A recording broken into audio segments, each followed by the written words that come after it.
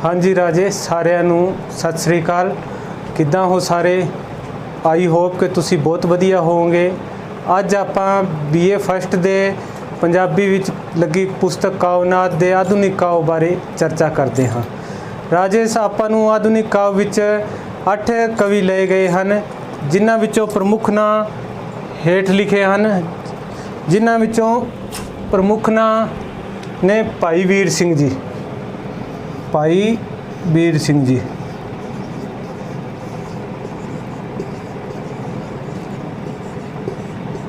तनीराम चात्रिक,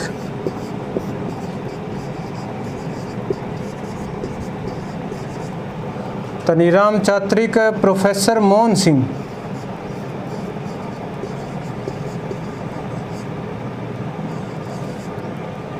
अते बाबा बलवंत सिंह,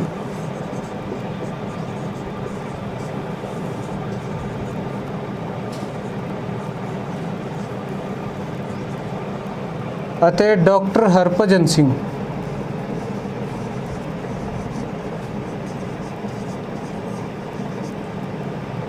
डॉक्टर हरभजन सिंह, दयाल चंद मिगलानी, चंद मिगलानी। इस तो बाद राजे अपने आ जाते ने डॉक्टर हरभजन सिंह हलवारवी,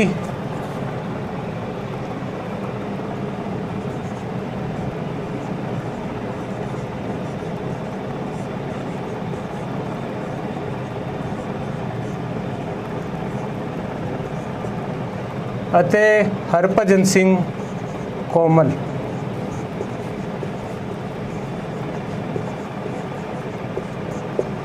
सब तो पहला इत्थे राजे आपां चर्चा करते हाँ भाई वीर सिंह जी बारे।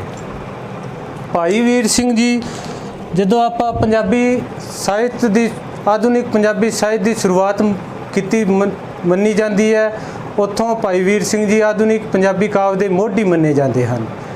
उन्होंने आधुनिक पंजाबी काव विच जान लियांदी अते कई बहुत सारिया रचनावां भी कीतियां हन।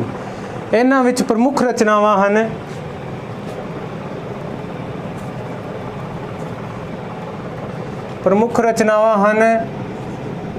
राणा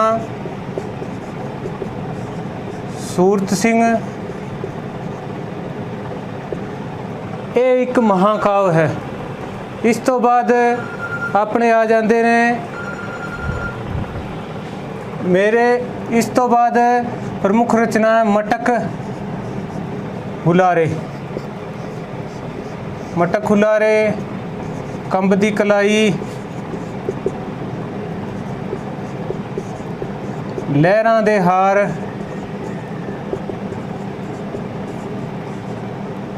बिजलियां दे हार,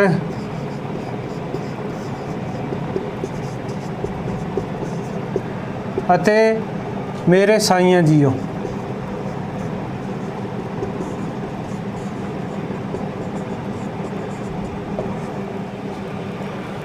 एग्जैक्ट्रा कुछ होर भी रचनावां हैं। सब तो पहला भाई वीर सिंह जी के जन्म बारे आप चर्चा करते हैं। इन्हां दा जन्म 1872 ईस्वी विच अमृतसर विच होया ते इन्हां दा बचपन भी घर विच बहुत वधिया तरह बीत्या। इन्हां दे नाना जी ज्ञानी हजारा सिंह सन, जिन्हां तो इन्हां नूं पंजाबी भाषा, उर्दू भाषा, हिंदी फारसी अते ब्रिज भाषा का ज्ञान प्राप्त होया। भाई वीर सिंह जी दियां प्रमुख रचनावां गुरमत काव धारा के प्रभाव हेठ आउंदियां हन, जिसलिए इन्हां नूं आधुनिक पंजाबी काव दा भाई गुरदास भी आख्या जाता है। इस तो बाद राजे आपां चर्चा करते हाँ भाई वीर सिंह जी दे प्रमुख नावल बारे चर्चा।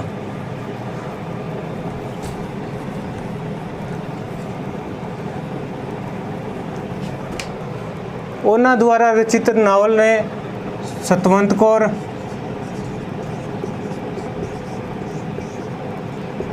बाबा नौद सिंह,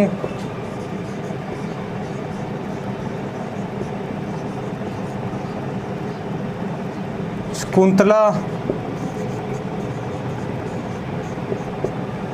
ਕੁੰਤਲਾ ਸਤਵੰਤ ਕੌਰ ਬਾਬਾ ਨੋਦ ਸਿੰਘ। ਇਹ ਨਾਵਲ ਵਿੱਚ ਲਏ ਗਏ ਪਾਤਰ ਪ੍ਰਮੁੱਖ ਤੌਰ 'ਤੇ 18ਵੀਂ ਸਦੀ ਵਿੱਚ ਅੰਗਰੇਜ਼ਾਂ ਨਾਲ ਜੰਗ ਸਮੇਂ ਸ਼ਹੀਦ ਹੋਏ ਪਾਤਰ ਲਏ ਗਏ ਹਨ। ਇਸ ਤੋਂ ਬਾਅਦ ਉਹਨਾਂ ਦੇ ਪ੍ਰਮੁੱਖ ਵਾਰਤਕ ਰਚਨਾਵਾਂ ਵੀ ਆਉਂਦੀਆਂ ਹਨ, ਜੋ ਕਿ ਗੁਰੂ ਨਾਨਕ ਚਮਤਕਾਰ,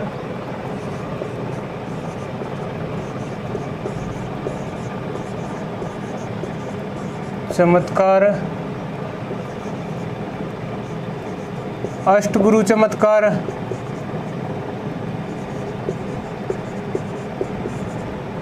ਅਤੇ ਕਲਗੀਧਰ ਚਮਤਕਾਰ।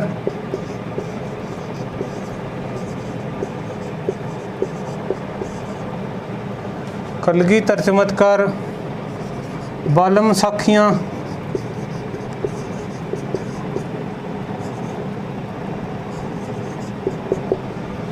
ਅਤੇ ਗੁਰੂ ਗ੍ਰੰਥ ਸਾਹਿਬ ਟੀਕਾ ਕੋਸ਼।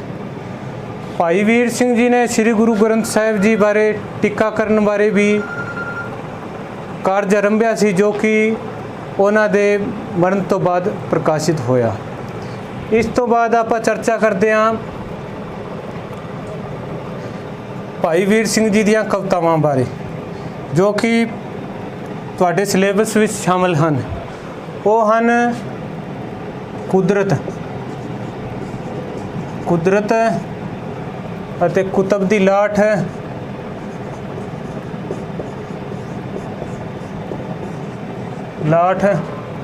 ਅਣਡਿੱਠਾ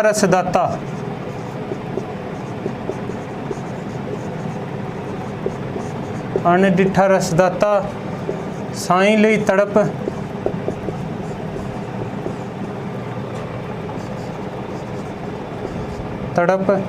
ਅਤੇ ਕਿੱਕਰ ਕਵਿਤਾ।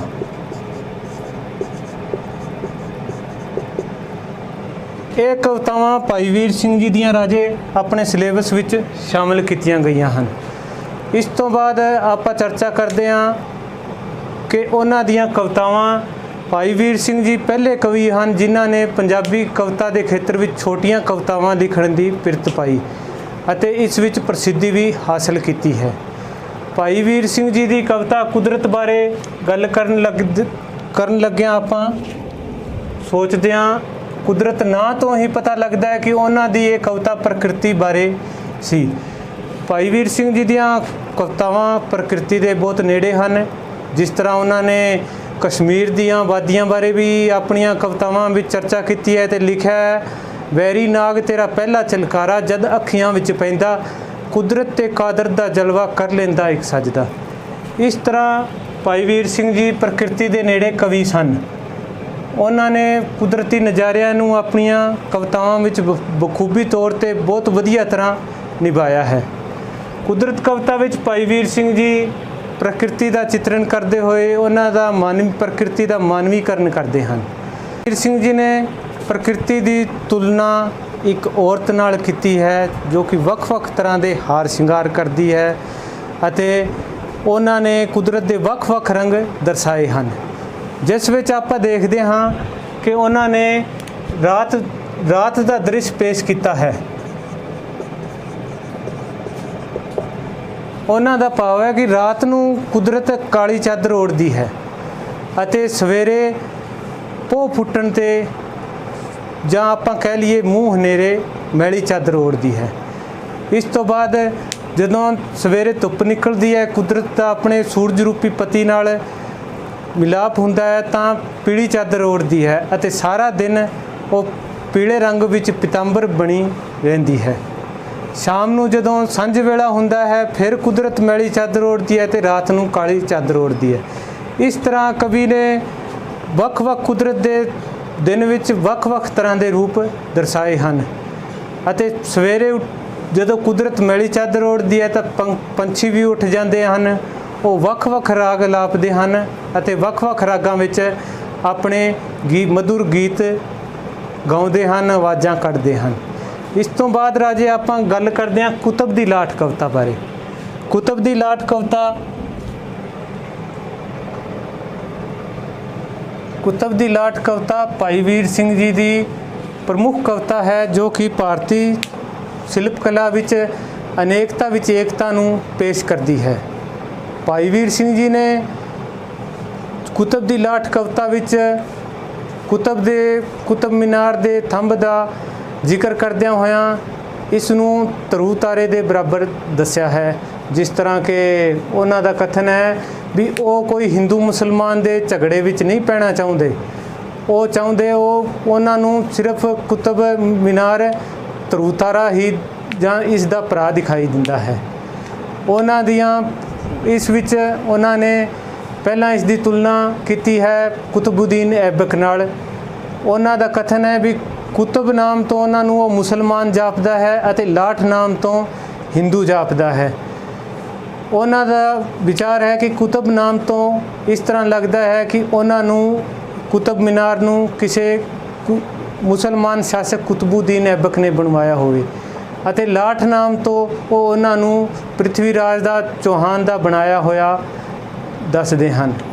ਪਰ ਉਹ ਇਸ ਵਿੱਚ ਇੱਕ ਨੁਕਸ ਵੀ ਦੱਸਦੇ ਹਨ ਕਿ ਜਿਸ ਨੇ ਵੀ ਇਸ ਨੂੰ ਬਣਵਾਇਆ ਹੈ, ਸਭ ਤੋਂ ਵੱਡੀ ਗਲਤੀ ਹੀ ਇਹ ਕੀਤੀ ਹੈ ਕਿ ਉਸ ਨੇ ਇਸ ਬਾਰੇ ਇਸ ਥੰਮ 'ਤੇ ਆਪਣਾ ਨਾਮ ਨਹੀਂ ਉਕਰਿਆ। ਇਸ ਦੀ ਤੁਲਨਾ ਉਹਨਾਂ ਨੇ ਕਈ ਹੋਰ ਥੰਮਾਂ ਨਾਲ ਵੀ ਕੀਤੀ ਹੈ। ਜਿਸ ਤਰ੍ਹਾਂ ਇਸ ਦੇ ਨਾਲ ਹੀ ਅਸ਼ਟ ਧਾਤੂ ਦਾ ਥੰਮ ਬਣਿਆ ਹੈ, ਜਿਸ 'ਤੇ ਮਹਾਰਾਜਾ ਨੇ ਆਪਣਾ ਨਾਮ ਲਿਖਵਾਇਆ ਹੈ, ਜਿਸ ਨਾਲ ਉੱਥੇ ਕੋਈ ਝਗੜਾ ਨਹੀਂ ਪੈਦਾ ਹੁੰਦਾ। ਅਤੇ ਇਸ ਤਰ੍ਹਾਂ ਅਸ਼ੋਕ ਦੀ ਪੁੱਤਰੀ ਨੇ ਸ਼੍ਰੀਲੰਕਾ ਵਿੱਚ ਬੋਧੀ ਬ੍ਰਿਕਸ਼ ਲਗਾਇਆ ਸੀ। ਪਰ ਇਹਨਾਂ ਸਾਰੇ ਝਗੜਿਆਂ ਝਮੇਲਿਆਂ ਨੂੰ ਛੱਡਦਿਆਂ ਹੋਇਆਂ ਭਾਈ ਵੀਰ ਸਿੰਘ ਜੀ ਕਹਿੰਦੇ ਹਨ ਕਿ ਸਾਨੂੰ ਕੁਤਬ ਮੀਨਾਰ ਇੱਕ ਭਾਰਤੀ ਮੀਨਾਰਾਂ ਵਿੱਚੋਂ ਇੱਕ ਅਜੂਬੇ ਸਮਾਨ ਲੱਗਦਾ ਹੈ ਅਤੇ ਭਾਰਤੀ ਸ਼ਿਲਪ ਕਲਾ ਦਾ ਉੱਤਮ ਨਮੂਨਾ ਹੈ। ਇਸ ਤੋਂ ਬਾਅਦ ਉਹਨਾਂ ਦੀ ਕਵਿਤਾ ਆ ਜਾਂਦੀ ਹੈ ਜੀ ਅਣਡਿੱਠਾ ਰਸਦਾਤਾ। ਅਣਡਿੱਠਾ ਰਸਦਾਤਾ। ਰਾਜੇ ਇਸ ਕਵਿਤਾ ਵਿੱਚ ਭਾਈ ਵੀਰ ਸਿੰਘ ਜੀ ਆਪਾਂ ਨੂੰ ਪਤਾ ਹੀ ਹੈ ਕਿ ਰਹੱਸਵਾਦੀ ਕਵੀ ਸਨ, ਤਾਂ ਲਾਜ਼ਮੀ ਹੈ ਕਿ ਉਹਨਾਂ ਦੀਆਂ ਕਵਿਤਾਵਾਂ ਵਿੱਚ ਰਹੱਸਵਾਦੀ ਰੰਗ ਤਾਂ ਹੋਵੇ ਹੀ ਹੋਵੇਗਾ। ਇਸ ਤਰ੍ਹਾਂ ਇਸ ਕਵਿਤਾ ਵਿੱਚ ਭਾਈ ਵੀਰ ਸਿੰਘ ਦੇ ਆਤਮਾ ਦੇ ਪਰਮਾਤਮਾ ਨਾਲ ਮੇਲ ਦੇ ਅਨੁਭਵ ਨੂੰ ਦਰਸਾਇਆ ਹੈ ਅਤੇ ਉਸ ਵਿੱਚ ਜੋ ਉਸ ਨੂੰ ਆਨੰਦ ਆਉਂਦਾ ਹੈ ਉਹ ਦਰਸਾਉਂਦਾ ਹੈ। ਅਤੇ ਕਵੀ ਇਸ ਬਾਰੇ ਚਰਚਾ ਕਰਦਾ ਹੈ ਵੀ ਇਹ ਪਰਮਾਤਮਾ ਇਸ ਆਤਮਾ ਨੂੰ ਸਿੱਧੇ ਦਰਸ਼ਨ ਕਿਉਂ ਨਹੀਂ ਦਿੰਦਾ। ਇਸ ਤੋਂ ਬਾਅਦ ਉਹਨਾਂ ਦੀ ਰਚਨਾ ਹੈ ਜੀ ਕਿੱਕਰ।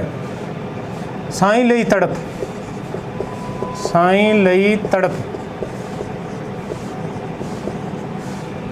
ਰਾਜੇ ਸਾਈਂ ਲਈ ਤੜਪ ਕਵਿਤਾ ਵਿੱਚ ਵੀ ਉਹਨਾਂ ਨੇ ਰਹੱਸਵਾਦੀ ਰੰਗ ਹੀ ਭਰਿਆ ਹੈ। ਕਈ ਕਵੀ ਨੇ ਕਵਿਤਾ ਦੇ ਨਾਂ ਤੋਂ ਹੀ ਆਪਾਂ ਨੂੰ ਪਤਾ ਲੱਗ ਜਾਂਦਾ ਹੈ। ਇਸ ਵਿੱਚ ਕਵੀ ਨੇ ਆਤਮਾ ਦੇ ਪਤਨੀ ਰੂਪੀ ਆਤਮਾ ਦੇ ਪਤੀ ਰੂਪੀ ਪਰਮਾਤਮਾ ਨਾਲ ਮਿਲਾਪ ਦੀ ਤਾਂਘ ਨੂੰ ਪੇਸ਼ ਕੀਤਾ ਹੈ।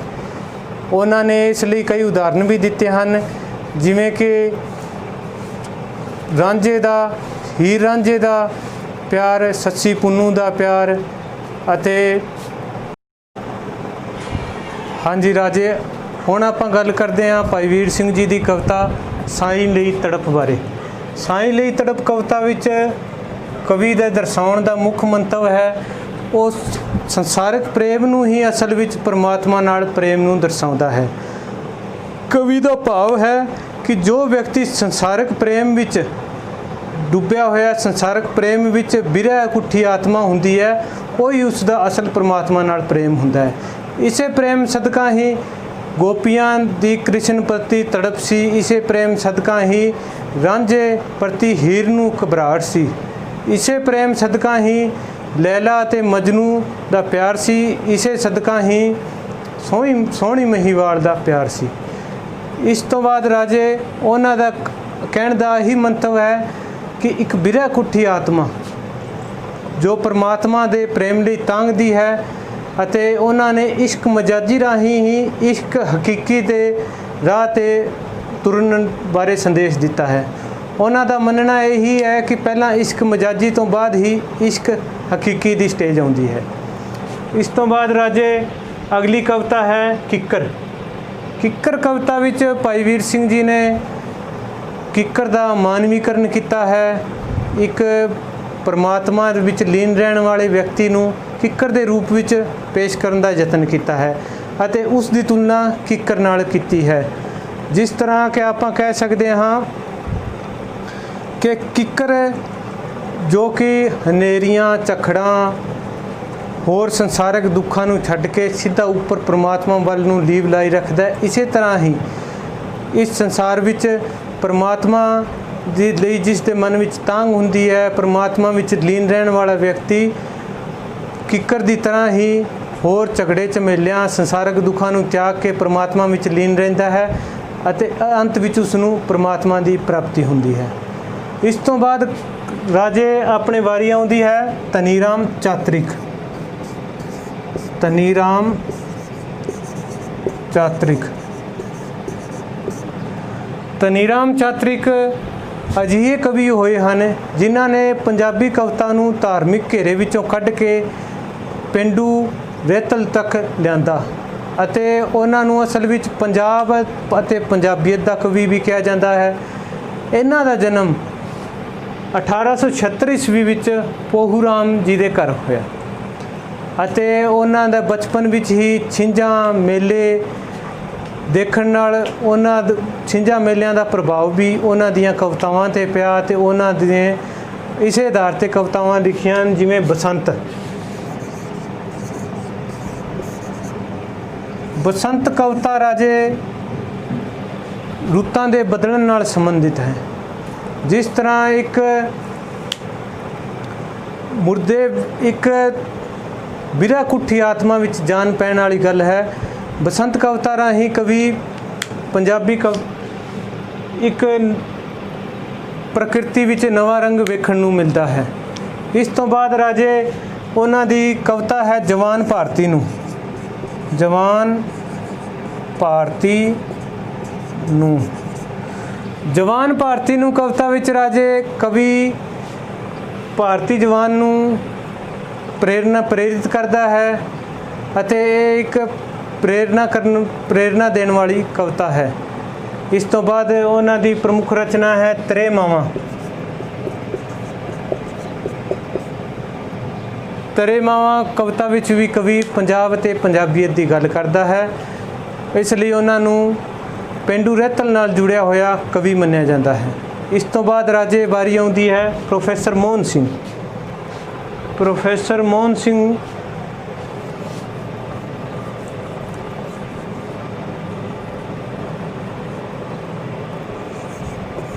ਪ੍ਰੋਫੈਸਰ ਮੋਹਨ ਸਿੰਘ ਰਾਜੇ ਪ੍ਰੋਫੈਸਰ ਮੋਹਨ ਸਿੰਘ ਅੰਮ੍ਰਿਤਾ ਪ੍ਰੀਤਮ ਇੱਕੋ ਹੀ ਕਾਵਿਧਾਰਾ ਦੇ ਕਵੀ ਹਨ। ਇਹ ਕਾਵਿਧਾਰਾ 1930-35 ਦੇ ਇਰਦ ਗਿਰਦ ਆਪਣੇ ਪੂਰੇ ਜ਼ੋਰਾਂ ਸ਼ੋਰਾਂ 'ਤੇ ਸੀ। ਇਹਨਾਂ ਨੇ ਰੋਮਾਂਟਿਕ ਕਾਵਿਧਾਰਾ ਨਾਲ ਸੰਬੰਧਿਤ ਕਵਿਤਾਵਾਂ ਦੀ ਰਚਨਾ ਕੀਤੀ ਹੈ।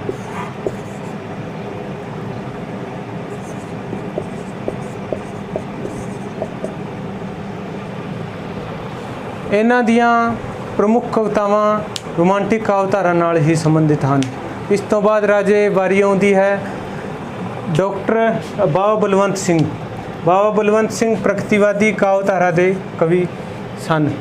ਇਹਨਾਂ ਦੇ ਪ੍ਰਮੁੱਖ ਕਾਵਿ ਸੰਗ੍ਰਹਿ ਬੰਦਰਗਾਹ ਹੈ, ਜੋ ਕਿ ਐਮ ਏ ਪੰਜਾਬੀ ਵਿੱਚ ਵੀ ਤੁਸੀਂ ਅੱਗੇ ਜਾ ਕੇ ਪੜ੍ਹੋਗੇ।